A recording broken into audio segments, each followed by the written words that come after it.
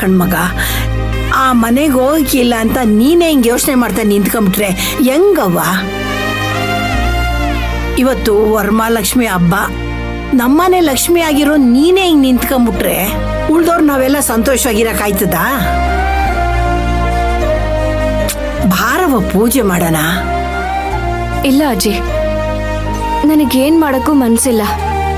ಮನ್ಸೇ ಇಲ್ಲ ಅಂದ್ಮೇಲೆ ಹೇಗಜ್ಜಿ ಪೂಜೆ ಮಾಡೋದಕ್ಕಾಗತ್ತೆ?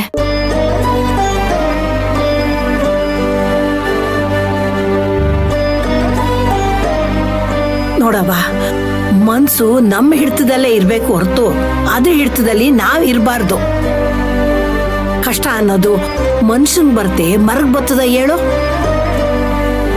ನಿನ್ ಕಷ್ಟಕ್ಕೆ ಮನುಷ್ಯರು ಯಾರು ಸಹಾಯ ಮಾಡದೆ ಇರ್ಬೋದು, ಆದ್ರೆ ಕೈ ಮುಗ್ದು ದೇವ್ರ ಹತ್ರ ಬೇಡ್ಕೊಂಡ್ರೆ ಖಂಡಿತ ಯಾವ್ದಾದ್ರು ಒಂದ್ ದಾರಿ ತೋರಿಸ್ತಾಳೆ. ನಾವೆಲ್ಲ ದೇವ್ರ ಮಕ್ಳು ಅಂದ್ಮ್ಯಾಕೆ ಆ ದೇವ್ರು ನಮ್ಗೆ ಸಹಾಯ ಮಾಡದೆ ಇರ್ತಾನೆ ಹೇಳು? ಇದೇ ವಿಷಯಕ್ಕೆ ರಾತ್ರಿ ಅಪ್ಪನೂ ಕೋಪ ಮಾಡ್ಕೊಂಡಿದ್ರು. ಆ ದುರ್ಗಮ್ಮ ನಮ್ಗೆ ಸಹಾಯ ಮಾಡೋದಿಲ್ಲ, ಅವಳನ್ನ ಬೇಡ್ಕೊಳ್ಳೋದ್ರಿಂದ ಯಾವ ಪ್ರಯೋಜನನೂ ಇಲ್ಲ ಅಂತ ಹೇಳಿದ್ರು. ಆದ್ರೆ ನಾನು ಒಪ್ಲಿಲ್ಲ. ಆದ್ರೆ ಈಗ ಅಪ್ಪ ಹೇಳಿದ್ದೆ ಸರಿ ಅಂತ ಅನಿಸ್ತಿದೆ ಅಜ್ಜಿ.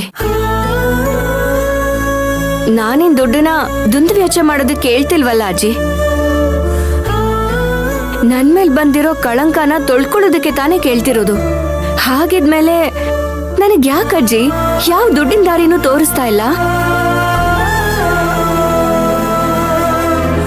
ನೋಡ್ ಮಗ, ಜೀವನದಲ್ಲಿ ದುಡ್ಡಿರ್ಬೇಕು ನಿಜ, ಆದ್ರೆ ದುಡ್ಡೇ ಎಲ್ಲ ಅಲ್ಲ ಕಣವ. ಆದ್ರೆ ನನ್ಗೆ ಅವಶ್ಯಕತೆ ಇದೆ ಅಂತ ಅಲ್ವಾ ಅಜ್ಜಿ ಕೇಳ್ಕೊತಾ ಇರೋದು? ನನ್ಗೇನ್ ಸುಮ್ನೆ ಕೊಡು ಅಂತ ಏನ್ ಕೇಳ್ಕೊತಾ ಇಲ್ವಲ್ಲ. ಅದಕ್ಕೊಂದ್ ದಾರಿ ತೋರ್ಸು ಅಂತ ದೇವ್ರ ಹತ್ರ ಕೇಳ್ಕೊತಾ ಇದ್ದೀನಿ. ಆದ್ರೆ ದಾರಿನೇ ತೋರಿಸ್ದೆ ಕಣ್ಮುಚ್ಕೊಂಡ್ ಕೂತ್ಕೊಂಡ್ರೆ ಹೇಗೆ? ಹಾಗಿದ್ಮೇಲೆ ನಾವ್ ಯಾಕ ದೇವ್ರಿಗೆ ಕೈ ಮುಗಿಬೇಕು ಅಜ್ಜಿ?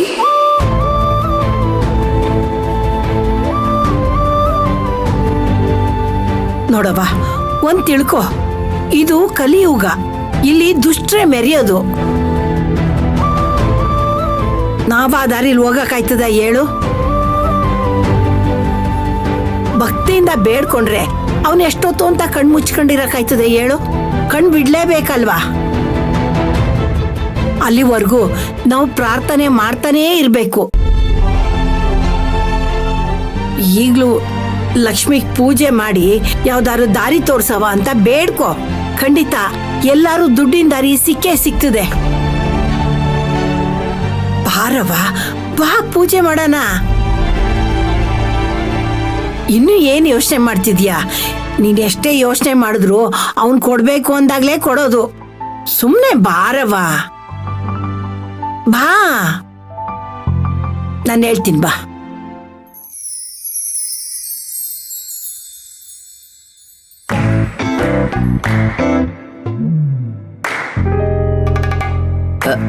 ಅಖಿಲ, ಯಾವ ರಂಗೋಲಿ ಹಾಕ್ಲೆ?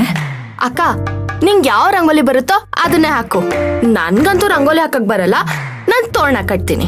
ನಿಮ್ ಬಾವ ಇದ್ದಿದ್ರೆ ಈ ಕೆಲ್ಸನೂ ಅವರೇ ನೋಡ್ಕೊಂಡಿರೋರು.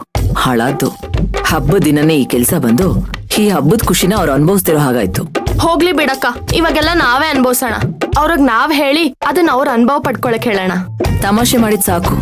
ಈಗೇನು, ನಾನ್ ರಂಗೋಲಿ ಹಾಕೋದಕ್ ನೀನ್ ಸಹಾಯ ಮಾಡ್ತೀಯೋ ಇಲ್ವೋ? ಅಕ್ಕ, ನಂಗ್ ರಂಗೋಲಿ ಹಾಕೋದಕ್ ಬರೋದಿಲ್ಲ ಅಂದ್ರು ಯಾಕೆ ಹಿಂಸೆ ಮಾಡ್ತಿದ್ಯಾ? ಪ್ಲೀಸ್ ಅಕ್ಕ, ನೀನೇ ಹಾಕು. ಸರಿ, ಈ ವರ್ಷ ನಾನೇ ಹಾಕ್ತೀನಿ, ಆದ್ರೆ ಮುಂದಿನ ವರ್ಷದ ಹಬ್ಬಕ್ಕೆ ನೀನೇ ಹಾಕ್ಬೇಕು. ಅಕ್ಕ, ಮೊದ್ಲು ಈ ವರ್ಷದ ಹಬ್ಬನ ಮುಗ್ಸು. ಮುಂದಿನ ವರ್ಷದ ಬಗ್ಗೆ ಯಾಕೆ ಯೋಚನೆ ಮಾಡ್ತಿದ್ಯಾ? ಈಗ ನಿಂಗೆ ಲಕ್ಷ್ಮಿ ರಂಗೋಲಿ ಹಾಕಕ್ ಬಂದ್ರೆ ಹಾಕು ಇವಾಗ. ಅದೆಲ್ಲ ನನಗ್ ಬರೋದಿಲ್ವೇ? ನನ್ಗೆ ಏನ್ ಬರುತ್ತೋ ನಾನು ಅದನ್ನ ಹಾಕ್ತೀನಿ.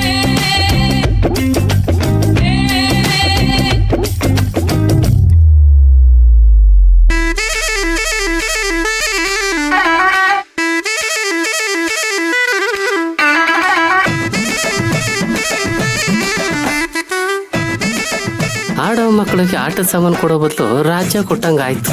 ಇವ್ರು ಬಿಡ್ತಿರೋ ರಂಗೋಲಿ, ಕಟ್ತಿರೋ ತೋರಣ ಎಲ್ಲ ನೋಡಿದ್ರೆ ಒಳಗ್ ಬರ್ಬೇಕು ಅಂದ್ಕೊಂಡಿರೋ ಲಕ್ಷ್ಮಿ ಕೂಡ ಭಯವಿದ್ದು ಓಡಾಗ್ಬಿಡ್ತಾಳ ಅಷ್ಟೇ. ಯಾವ ಸ್ಟೈಲಪ್ಪ ಇದು? ಮುಗೀತು ಕತೆ. ಏನೋ ಗೋವಿಂದ, ಕಿಸಿ ಕಿಸಿ ಅಂತಿದ್ಯಾ?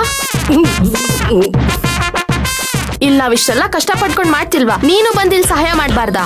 ಅದ್ ಹೆಂಗಾಗತ್ತೆ ಅಖಿಲಮ್ಮ? ಇವತ್ತಿನ ಹಬ್ಬದ ಸಂಪೂರ್ಣ ಜವಾಬ್ದಾರಿ ನಿಮ್ಮ ಮುಂದಾಳತ್ವದಲ್ಲೇ ಅಲ್ವಾ ನಡೀತಾ ಇರೋದು? ನೀವ್ ಅಮ್ಮವ್ರ ಹತ್ರ ಹಂಗೆ ತಾನೇ ಹೇಳಿರೋದು, ಎಲ್ಲಾ ಜವಾಬ್ದಾರಿ ನಾವೇ ತಗೋತೀವಿ ಅಂತ. ಅಂದ್ಮೇಲೆ ನಿಮ್ ಕೆಲ್ಸ ಎಲ್ಲ ನೀವೇ ಮಾಡ್ಬೇಕು. ನಾನ್ ಹೆಂಗ್ ಮಾಡಕ್ಕಾಗತ್ತೆ?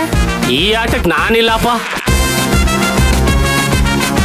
ಇರ್ಲಿ ಕಣೋ ಗೋವಿಂದ, ಬೇರೆ ವಿಷಯದಲ್ಲಿ ನನ್ನ ಹತ್ರ ಸಿಗಾಕೋತಿಯಲ್ಲ, ಅವಾಗ ನೋಡ್ಕೋತೀನಿ ನಿನ್ನ. ಅಖಿಲಮ್ಮ, ಇದ್ ನಿಮ್ದೇ ಸಮಯ, ಉಪಯೋಗಿಸ್ಕೊಳ್ಳಿ.